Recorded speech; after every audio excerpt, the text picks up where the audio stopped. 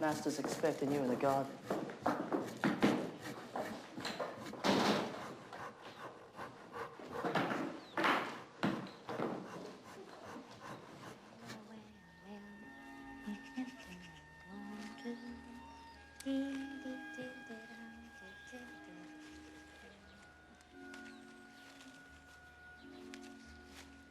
What are you doing there? Oh, missus, you scare me out of my skin.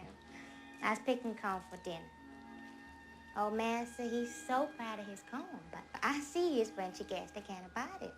They don't even know how to eat it like it should be ate. Why, how do you eat it?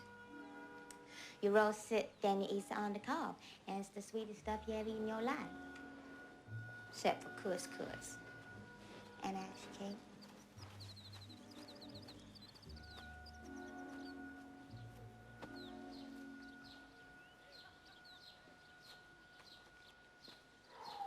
Since you are never to be found, I have boldly come to you. Ah, but it is you who are never to be found, except among a crowd of friends and admirers who hide you from view. At least my view. I've planted an American garden. I had seeds sent from Virginia, but only our harmony corn has prospered. Everything else has been a dismal failure. Our watermelons, cantaloupes, sweet potatoes. You see, it hasn't rooted. If only I could give you a taste of our marvelous sweet potatoes. You sound homesick, Mr. Jefferson. It is hard to leave. I shall miss my friends and so much else.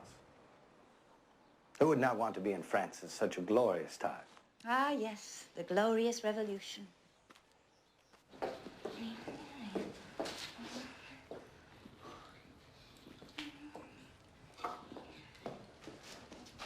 Sally Hemings! I, too, shall have to return soon. I've overstayed both my leave from London and my welcome in Paris. You're welcome from whom? From you, sir. My affections have not altered. There has been no change in the friendship that has been between us from the first moment. You are becoming the perfect diplomat. Courteous and amiable always, and always on your guard. Well, I confess I fear unguarded moments. As when you fell and hurt your wrist. I do feel most horribly responsible for that. As though it were I who led you into recklessness. No, no. It was my own middle-aged vanity that made me attempt what only a youth can do. Massa? Our corn. You must try our corn. Yes. Pick it up and eat it with your hands. It's like with all your friends against Massa when we cook it for them.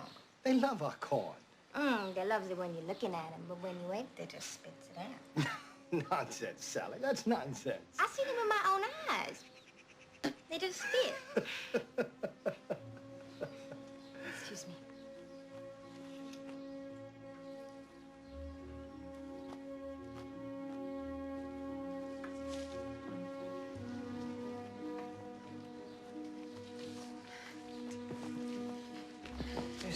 What's wrong? You told me tell yourself I could never hope to understand. If I have erred in some way, if I have offended you, I beg you to be as frank with me as I've always tried to be with you. On all subjects? Or are there some that are best left unexplained? Let me call on you tomorrow. I've so missed you.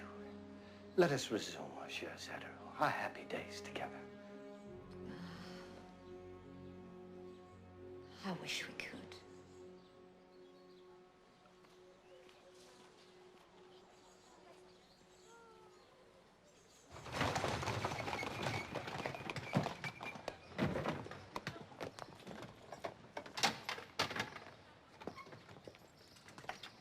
Mais à qui sont ces mâles? Quelqu'un nous quitterait-il? Madame Cosway, monsieur le marquis. I wish you both success and joy. May God protect you and keep you from harm. And without a word for those who love you? Not even our American friend? Oh, my dear Mrs. Cosway, this is all very hard on me. How will I justify myself when he reproaches me for your absence? He will be heartbroken. I don't think we need fear for Mr. Jefferson's heart. But he has one, believe me.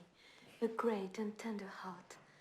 Only wears it under a suit of armor. Well, then he is safe, for it will never break or hurt him very much. We have failed you. No, not you. You have been kindness and hospitality itself. In France, we boast how fertile is our soil for love and lovers. But if the soil is American, then nothing will grow but corn and, what is it, sweet potatoes. Come in.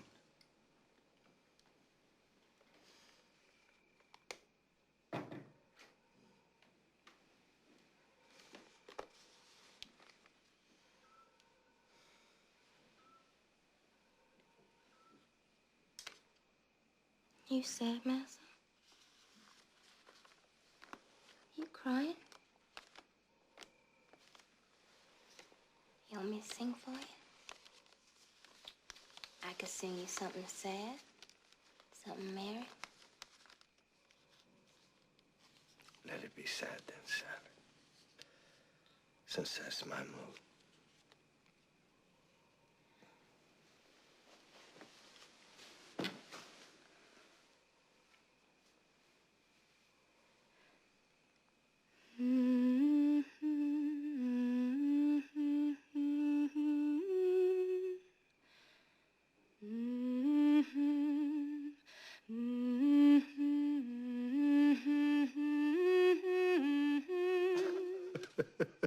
I can't bear it. It'll make me sink into my grave for sadness.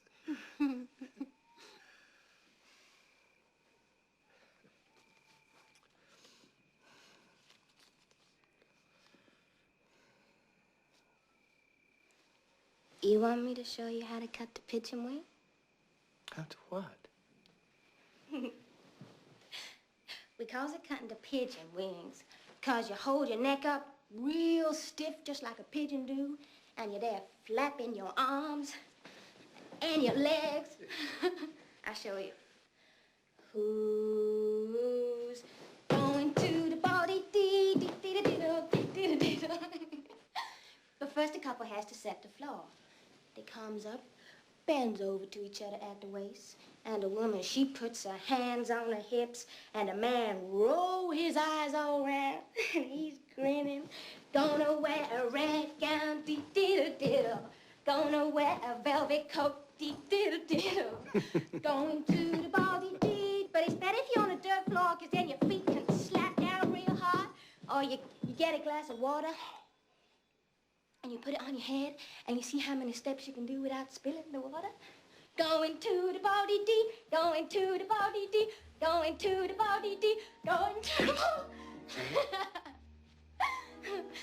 Let me show you how to do buck dancing.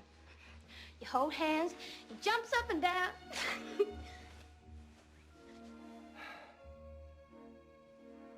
You still scared of me, Sally? I ain't scared of you, Massa.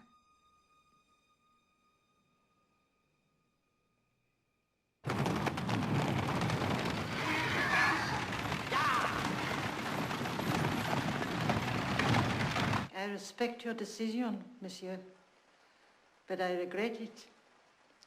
We have become fond of both your daughters, and I have reason to believe that your elder daughter is not altogether willing to depart. But I am confident that she will be glad of it in future years.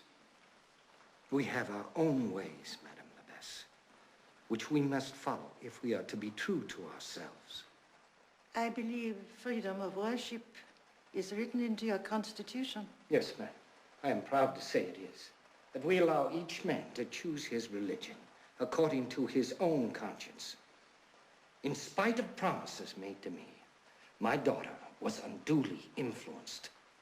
On the contrary, monsieur, your daughter, exercising the freedom on which your country prides itself, made the choice which she judged to be right. My daughter is too young to make such a judgment. Independence is not a toy for children to play with, but the privilege of a fully matured mind.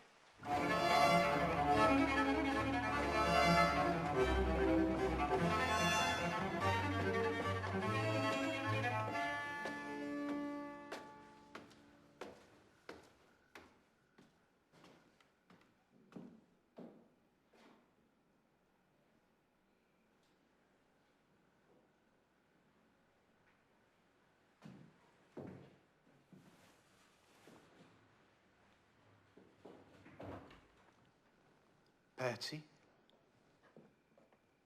Not yet asleep?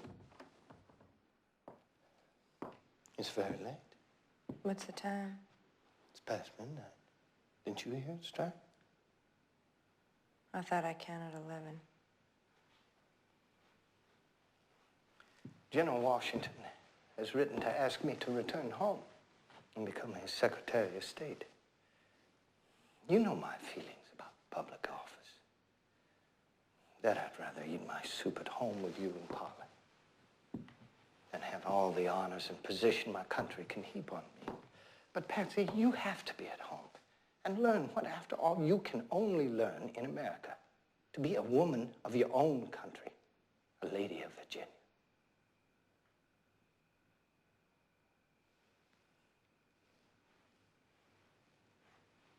Have you so fallen in love with France? Or is it the dislike of your own country?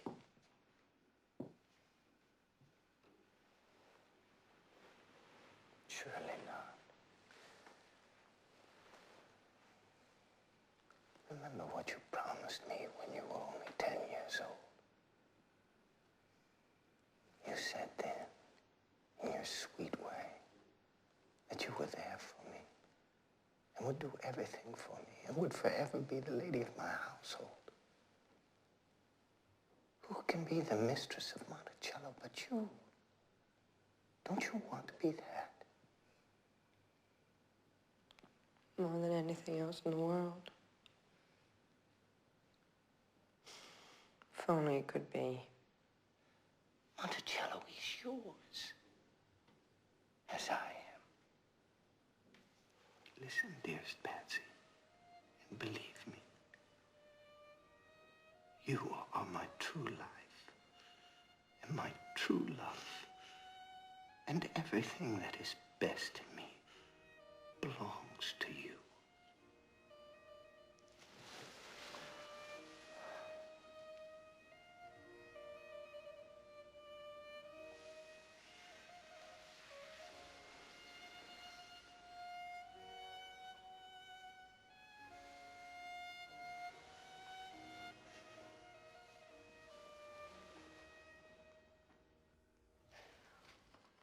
I need some of your money, Sal.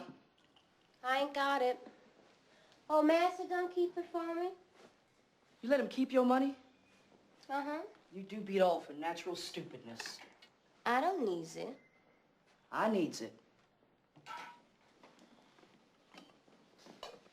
Is you in trouble?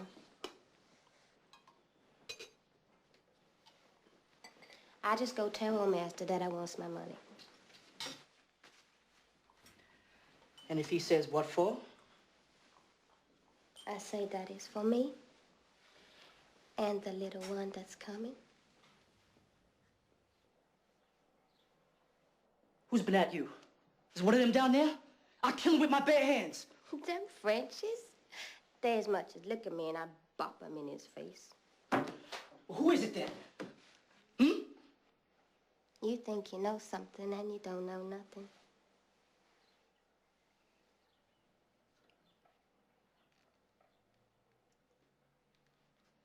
So it's him, is it? Whole lot better if it was one of them Frenchies. You're scarcely 14. I was 15 and you knows it. It's almost 16. You's glad. You's glad to breed more little niggas to work in your master's fields. Won't be no field nigga if it's his own child I was carrying. Oh, yeah. He let he sit in his parlor, drinking his port. Like my white father and yours done for us. Don't you shush me. You know blame well what our white father done for us. Give us away for her wedding present when his white daughter, our white sister, married Mr. Jefferson. And Mr. Jefferson, he served you the same when